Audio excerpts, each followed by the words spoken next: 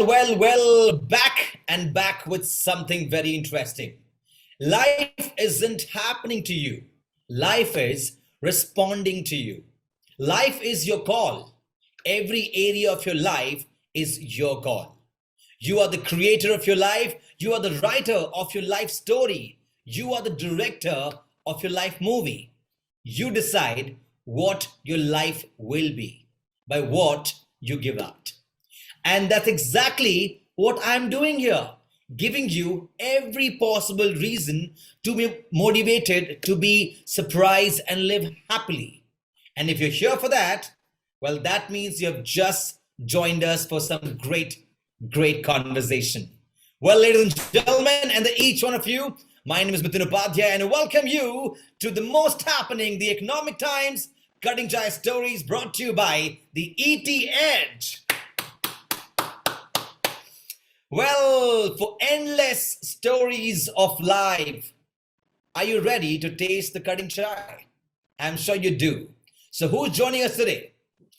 Well, an IT professional with 20 years of experience and more in delivery management, program management, account management, bid management, project management, and software design and development across automotive, oil and gas, energy and utilities, financial and insurance, retail and healthcare, and life sciences verticals. Cross-functional, cross-geographic product development, application development and maintenance, and services delivery experience across the engineering services as well as IT services. Head of engineering in EB India, focusing on product development and project execution work from EB India. Responsible to drive the growth strategy, talent planning with strategy, account planning and strategy, delivery management, employee engagement, customer management, and business operations. In simple, a true team player, a futuristic leader, and a great, happy human being. I'm very happy to welcome here at the Chai Stories, the one and only Country Engineering Manager and Head Cluster Center India at Electrobate, Mr. Sanjay Dhar. Well, hello and welcome to Cutting Chai Stories. How happy are you about tasting our chai?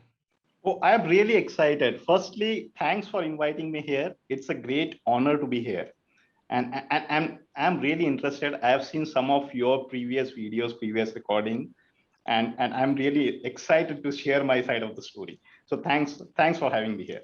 Thank you so much, Mr. Dhar. You know, what is more interesting is that we will not talk about what you do at work, how you deliver at work, your projects and your assignments, but we are going the other side of life, other side of you, who you are, away from all this work responsibilities. And this will come with some questions out of syllabus as well. And I'm sure you're going to be ready for that, right? So Dhar, let's rewind everything right now and go back to those days that we had nothing to worry about, nothing to think future about, be in the moment and live the moment. And I'm talking about the childhood days. So if you were to go back to the early years of your childhood or school or later college maybe, were there any positive influences or incidents that shaped you or shaped your foundation in the formative years? Of course, I mean, as you said, right, those days were really very great days, fantastic days. And, you know, as a child, as you're growing up, there are a lot of people like your parents, your teachers, your mentors, your coaches, your friends, your neighbors that have a large influence in how you are developing or you're shaping up. Similarly, there are a lot of incidents and there are a lot of experiences that shapes up who you are at the right point in time. So from that perspective, if I have a lot of incidents, lot of experiences, and if I have to pick a few, right? So firstly, I would like to pick my dad. I mean, he had a great influence on me. And who I am today and how I behave, act, and react today is partly because of him, because of the teachings that he imparted me. So if I have to basically pick a few, I've learned a lot of things from him. He has always told me to be truthful, right? To be truthful to yourself, to be disciplined, to be decisive, and he always taught me to never take anything for granted. Yeah, and he always used to tell me that no matter what, go after knowledge. You should be a person with content. Yeah, and that is what is respected. So I had these early learnings from my dad, and then if I have to let's say pick one incident, I would like to pick one. So I was doing my studies in Mumbai. I was brought up in Mumbai, and in 1993, I was in 12th standard. I had to write my board exam. Wow. And if I'm not too sure whether you were born then, but in I will 19 take that as a compliment, Sanjay. I will take that as a compliment. Okay, let's continue. so in 1993, I was it was, if I remember the date, it was 12th March, and I was going to write my biology paper, which, by the way, I didn't like much as a subject. Yeah, so I wanted to just finish it and get rid of that subject, right? So Right. and I was living in a suburb, and I used to use this local trains to go to my examination center. So I was in the local train, and suddenly the train stopped, and then I got to hear that there has been bomb blasts in Mumbai. Yeah, so Yeah. Yeah. yes, and then we were not sure what to expect, right? We were not even sure whether the exam will still go on, or whether it be postponed. And I so wanted to get rid of this biology paper, and so wanted to go ahead and give this exam. And then somehow we managed to reach this examination center, and then I figure out that the exam has been postponed. I mean, I was one of those few people who was really, really sad. Okay. There are a lot of people who wanted to do good in biology. They were very happy that, yes, they got another chance to improve their percentage, to read more, and maybe it helps them improving their percentage. But, I was really sad. But what I learned from that incident is that no matter how much you plan, right, there are certain things that will never be in your control, right? And you have to take it in your stride and move on, right? So that's an important lesson that I learned from that particular incident. And then, of course, during my college days, during my engineering days, I stayed in hostels. I was in I studied in regional engineering college, which nowadays is called National Institute of Technologies. And in those days, you had people coming from all these states, right? You have Right. quota of all the states in regional engineering colleges. And I was fortunate to meet friends from all the states, Wow. and that taught me how to adapt to different cultures, how to adapt to different situations, how to adapt to different, how to mix around with different kind of people, right?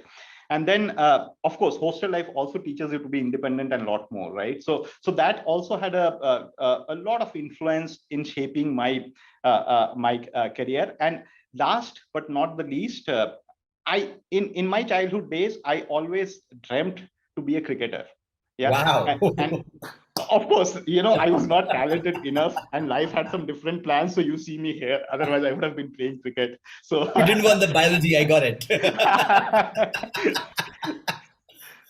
so, So, so essentially, so I used to go I used to take coaching, yeah, and wow. that itself has taught me a lot of lessons. I mean, I see the relevance of what I learned in those days while I was getting coached in cricket in my personal and professional life, and that has really helped me. I mean, getting coached in a team sport actually helps, is what I believe. And when you are going through it, you don't realize. And when you gray when you have gray hairs, right, then you start realizing how important those days were, how important those learnings were. Yeah, so those were some of the instances and experiences. I was trying to zoom in when you said gray hair. I'm like, hold on, where is that? Okay. Now, I like how you've given me four prospect about your answer. You said your dad has been a great influence to you as a leader. He's motivated you. He's been a mentor.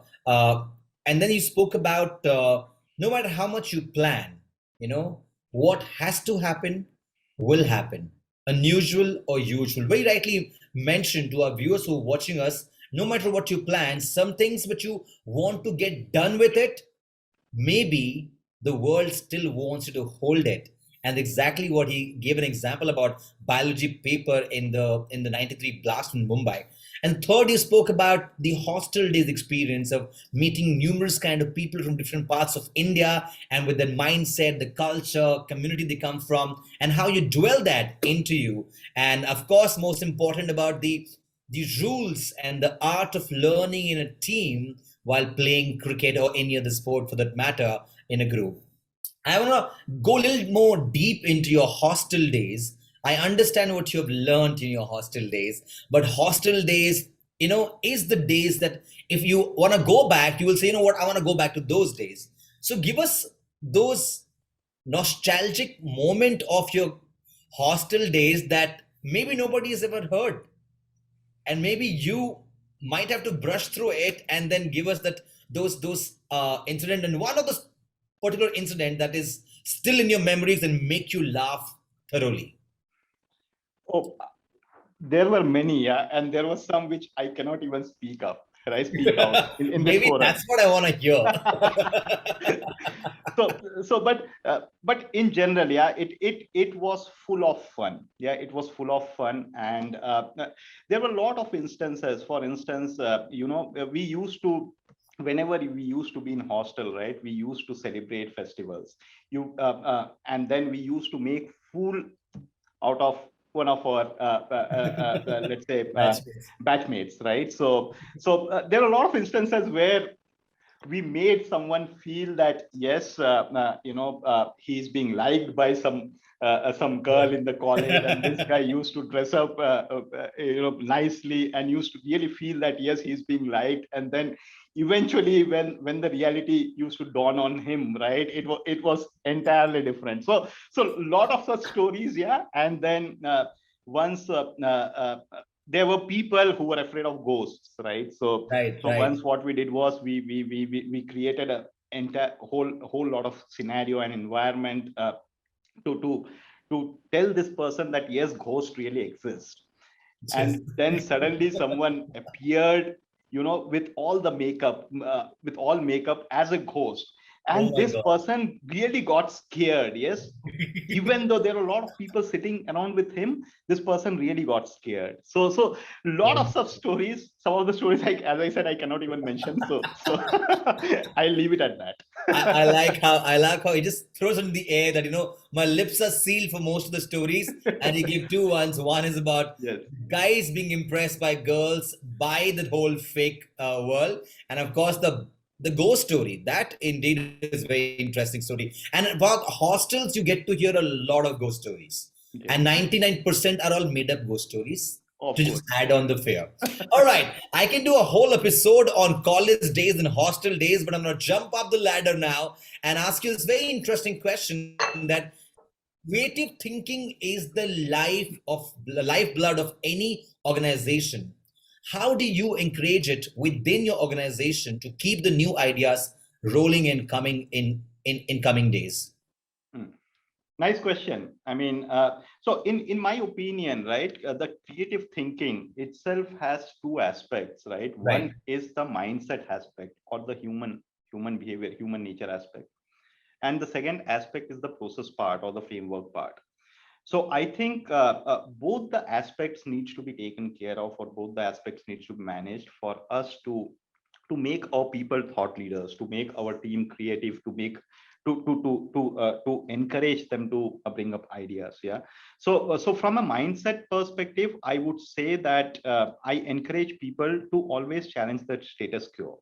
Right. I might be doing something, right? So I should always think, and how can I do this better? So True. if step by step, right? So it can also be incremental. See, some of the ideas are very path breaking, right? Some of the innovations can also be very incremental, right? So I believe the first and foremost is encourage your team to basically challenge the status quo. uh, Encourage the teams to think unconstrained. See, what happens is our experiences, our teachings, our learnings constrained constrains us, right? So we forget to think out of the box. So I think whenever we think, we should not never consider those constraints, right? We should always think unconstrained, think out of the box. And I have also seen that many people have good ideas, but they lack the confidence, right? Right, right. They lack the confidence, and they believe that their ideas may not be good enough. So we should give them the confidence. We should encourage them to come forward, share their ideas. And also there are people who basically have ideas but cannot articulate, right? True. So also, mentor, also teach them how to articulate their ideas. And I think the most important part is to think from a consumer perspective, right? Absolutely, absolutely. When you're developing something, you're developing to a requirement, but you can only add value when you see from a consumer perspective how the consumer, you as a consumer, you are also a consumer, right, of the product that you're developing. So essentially, how as a consumer you would want that product to behave, right? So I think that's very important, and that's the human aspect of it. And then the process aspect, obviously, which is all to do with this framework and all. We have to put together a framework. We have to put a framework in place, which is nowadays called idea management framework, where you put the ideas, and you build the transparency in the system, and show the people that yes, their ideas are being considered. There is a step-by-step process in which process that idea is, if the idea is not being taken forward, why the idea is not being taken forward, blah blah blah, right? So I think these two aspects are very important in my opinion. Absolutely. I like how you put it across as well in terms of having an out of box thinking, making sure that, you know what, you boost in confidence among the people who've got great ideas. And the last one is about thinking from a consumer's point of view in terms of what exactly is being required by them. Because you spoke from a leader's point of view, I have this very interesting question that what is that one behavior or trait that you have seen derail many leaders' careers? I would say it's lack of integrity. Yeah, so Yes. so integrity means, yeah, obviously honesty, uh, trustworthy, consistency, truthfulness, moral and ethical, right? So of course I believe that as a leader you have to be, you have to show that integrity. Yeah, if you True. lack integrity, I believe that it will have you will have serious repercussions. And we have seen some leaders, you know getting impacted because of lack of their integrity. So I would say that lack of integrity is something which qualifies to be at the top in my mind.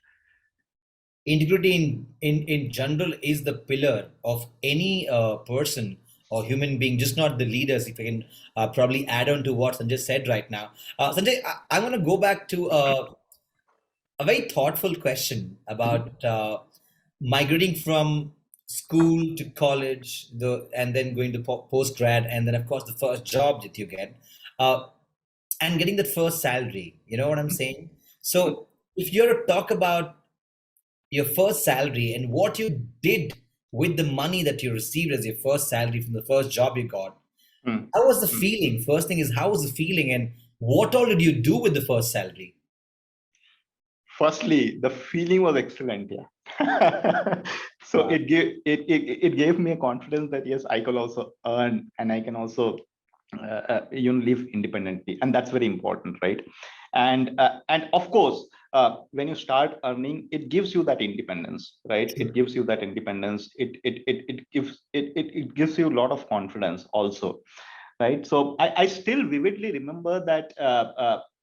If I can quote the amount, it was I was getting stipend then, right? I was in a probation. Right. I was in a probation period, and my stipend was, I think, some 6,500. And in those days, did not have this digital payment and all, right? So I got a check of 6,500, Wow. and then I bought my mom a sari. I bought Wow. my dad a shirt, and I did some injustice to my sister. I did not give her anything. And and she remembers me till now for that.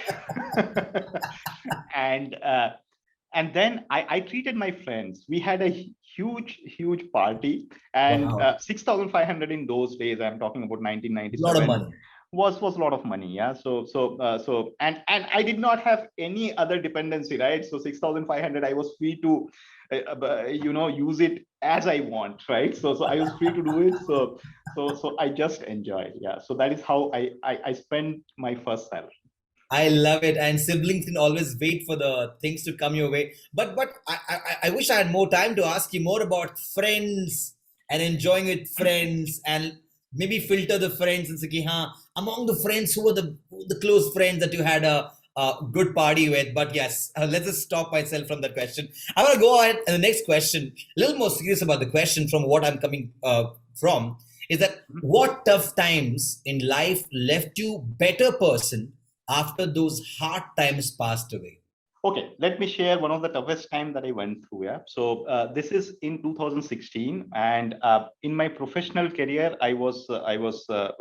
my professional career was at a high point, at a high, and uh, I still remember it was the eve of Diwali in 2016 October, and I was diagnosed with stage 4 cancer.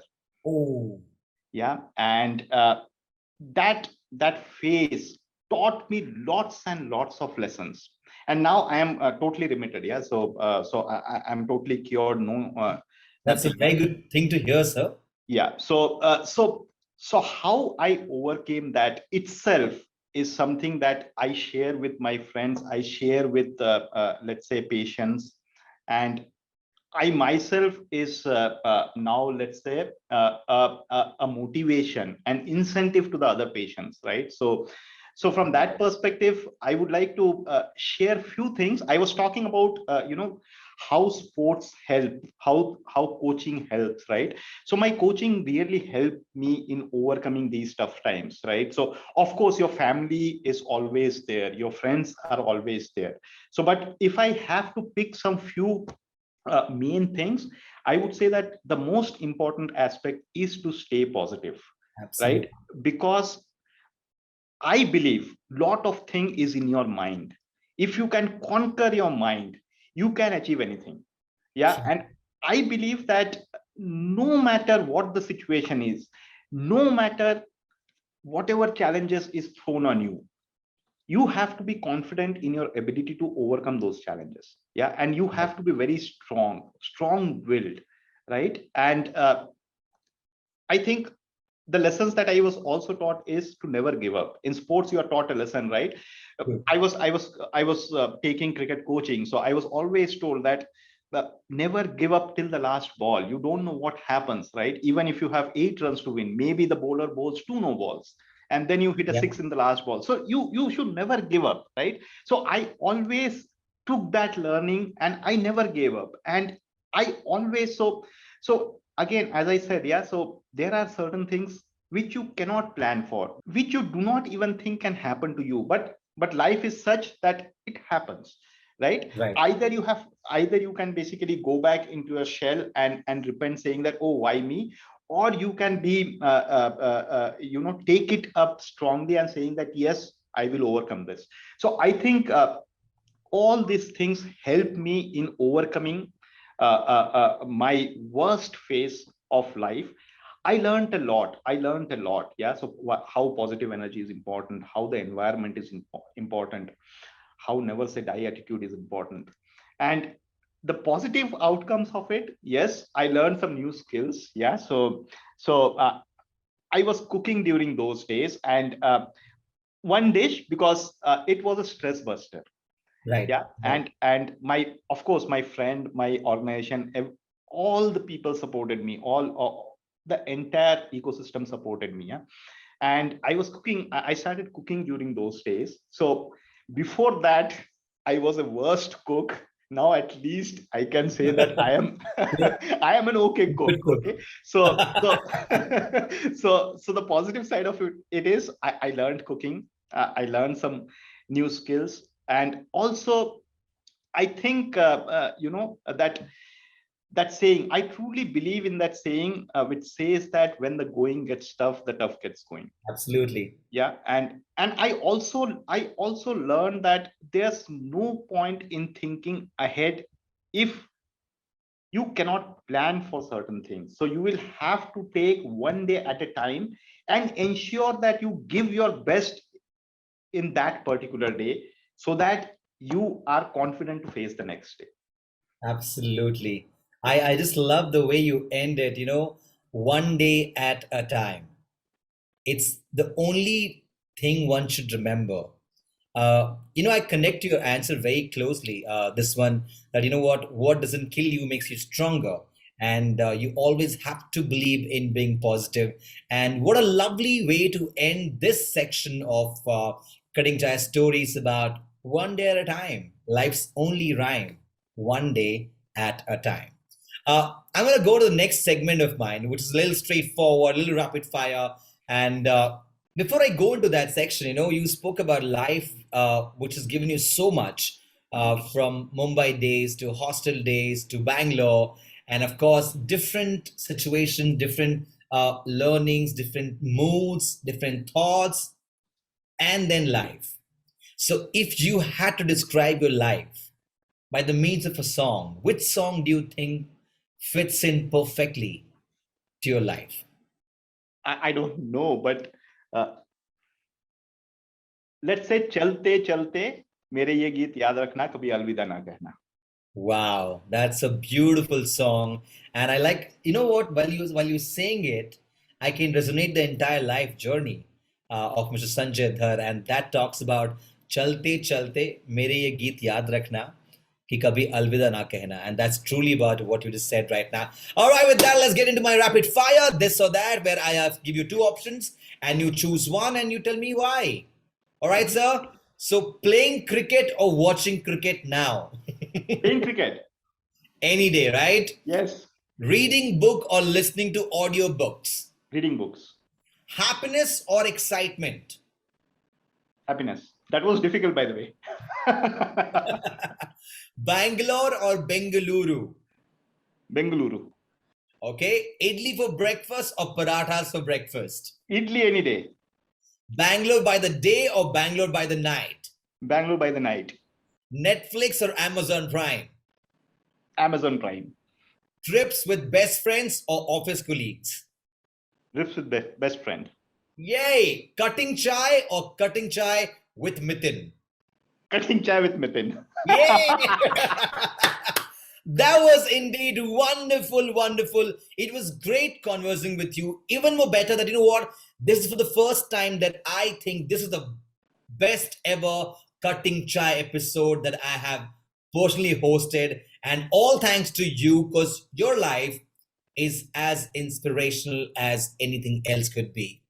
And like Dan Millman says in his book, The Peaceful Way to Warrior is to remain there, stay constant, stay positive, and everything around you becomes just as jovial.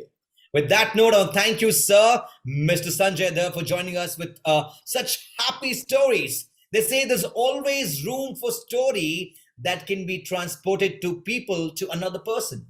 And we are only here to give you much more in every single episode. This is the Economic Times Cutting Chai Stories with me, Mithun Upadhyay, brought to you by ET Edge. And catch us soon with even more interesting and inspiring stories like Mr. Sanjay Dhar. Thank you again. Keep watching. Thank you. Thank you.